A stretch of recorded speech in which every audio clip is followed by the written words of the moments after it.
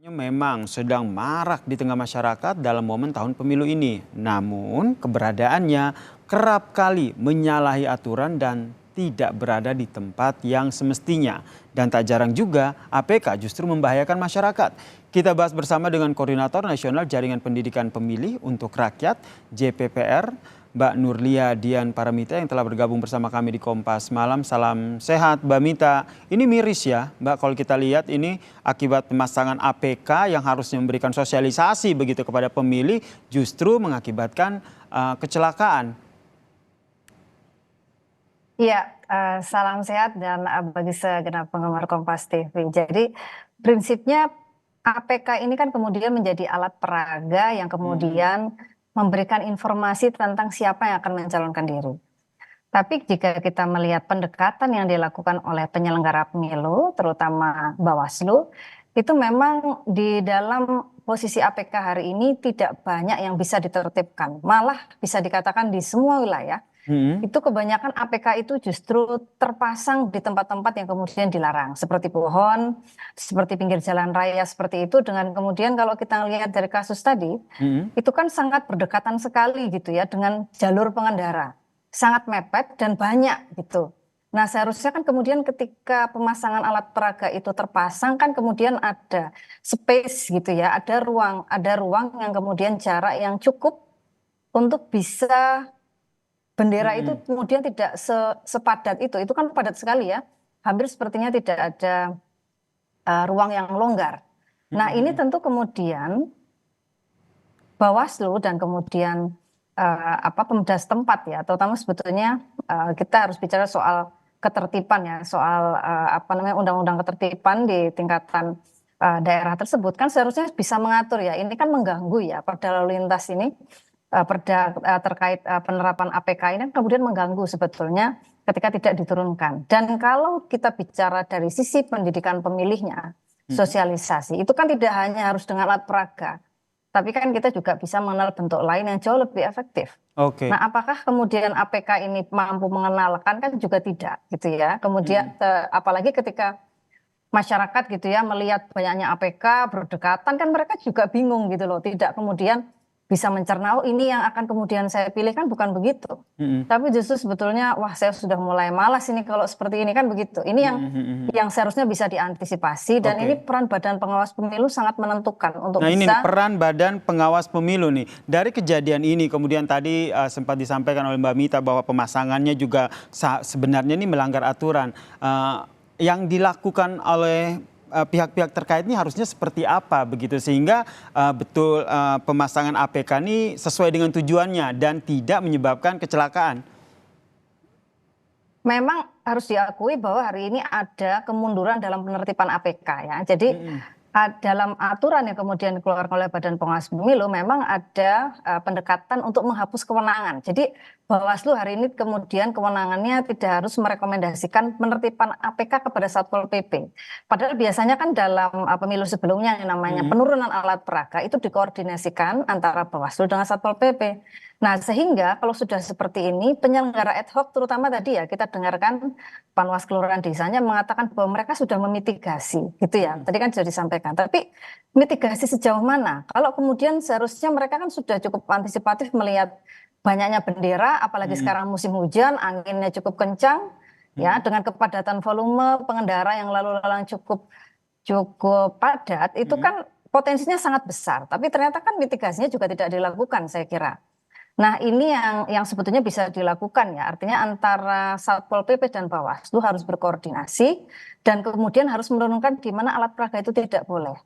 Dan termasuk misalnya kalau kita lihat sekarang banyak alat peraga di pinggir-pinggir jalan, terutama di pohon-pohon, itu kan dilarang ya dalam pasal 70 dan pasal 71 PKPU 15. Nah ini kenapa kemudian Bawaslu juga tidak merespon hal ini dengan cepat gitu ya. Ini kita pertanyakan serius. Nah ini akhirnya kita mempertanyakan hal itu. Dan kenapa juga akhirnya para anggota legislatif, para caleg-caleg ini bukan anggota legislatif, para caleg begitu, akhirnya memasang tanpa mempedulikan soal aturan. Apakah ini karena memang pengawasannya yang lemah begitu atau Anda melihatnya seperti apa?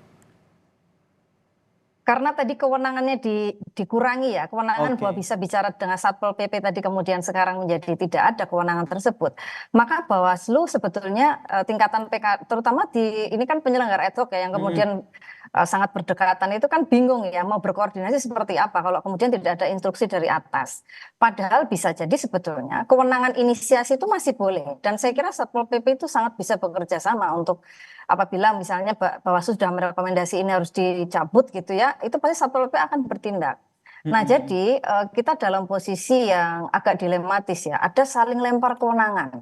Ya, satu sisi Bawaslu tidak punya kewenangan, di sisi lain Satpol PP menyatakan ya kalau udah APK kontennya pemilu, nah ini jelas ranahnya penyelenggara. Kalau Oke. penyelenggara tidak memberikan informasi kepada kami selaku Satpol PP ya Ya kemudian mereka juga ya tidak akan mereka gerak begitu ya. ya mereka Saling tidak lempar akan tanggung bergerak. jawab seperti nah. Ini ada sebuah kejadian yang akhirnya membuka mata kita semua bahwa pemasangan APK yang tidak sesuai aturan itu ternyata juga dapat merugikan masyarakat. Apa yang menjadi poin Anda soal hal ini? Sebagai pemilih tentunya. Iya, jadi ini kan kemudian tidak serta kemudian mencerdaskan ya, tidak Mm-mm. kemudian juga mengedukasi pemilih. Dan justru sebetulnya ini justru membahayakan. Dan pemilih ya, kalau sudah begini kan kayak tadi kakek nenek itu sebagai pemilih, dia mau mengadu ke siapa?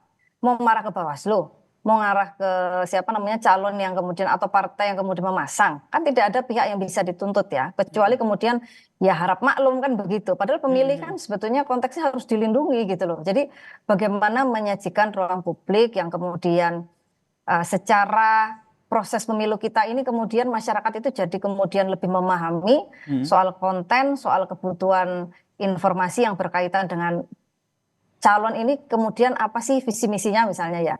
Bukan berarti kemudian dia hanya menampilkan gambar atau bendera sebanyak-banyaknya gitu. Tapi prakteknya di ruang publiknya itu senyap gitu. Atau katakanlah ya, mungkin kalau ada juga di warung kopi yang sifatnya justru orang-orang tertentu saja, Mm-mm. bukan masyarakat secara umum yang seharusnya mendapatkan edukasi secara maksimal, Mas Mm. Yasir. Ini berbicara soal edukasi ini lebih condong kemana? Pemasangan APK yang begitu padat, yang lebih condong membuat pemandangan tidak menarik begitu menurut beberapa warga. Apakah lebih condong kepada mengedukasi atau lebih kepada nih tidak ada tidak ada pengaruhnya, justru memberikan feedback negatif terhadap pemasangan APK yang memang tidak sesuai aturan ini?